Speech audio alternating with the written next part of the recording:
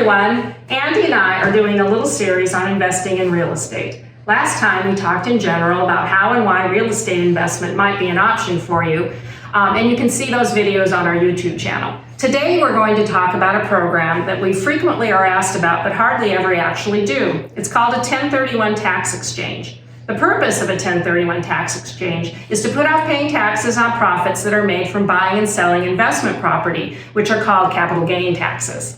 When someone is looking to sell an investment property and then purchase another property, a 1031 tax exchange could be the best option for their transaction. This is because you can purchase any real property with the exchange and not have to pay taxes on the profit from the property that you sold. These properties do not have to be similar use properties. As an example, you can exchange a condo that you were using as rental property and purchase a piece of commercial income property to replace it. There are two parts to the exchange. The first is the sale or transfer of the property being sold, which is called the relinquished property, and then the purchase of a new property, which is called the replacement property. There are many criteria which must be met to have a fully deferred exchange, taxes. Generally speaking, the replacement property must be of equal or greater value than the relinquished property. You must invest all of the proceeds from the sale of the sold property, and you must have debt equal to or greater than the debt being paid off by the sale of the relinquished property if there was any debt on it.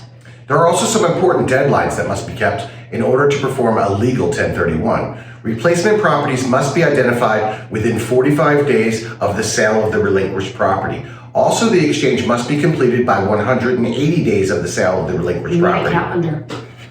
The replacement property title must be taken in the same form as the relinquished property. That means if you own the sold property in the name Gotta Have It LLC, you must purchase the replacement property in the same name. Like I said, you need a calendar. Here's an example of a successful way to perform a 1031 exchange. If you're selling a property for $500,000 on which is owed $300,000, you need to buy a property that's worth at least $500,000, and then you must invest all the net proceeds from the sale, that would be about $200,000 in this case, into the new property.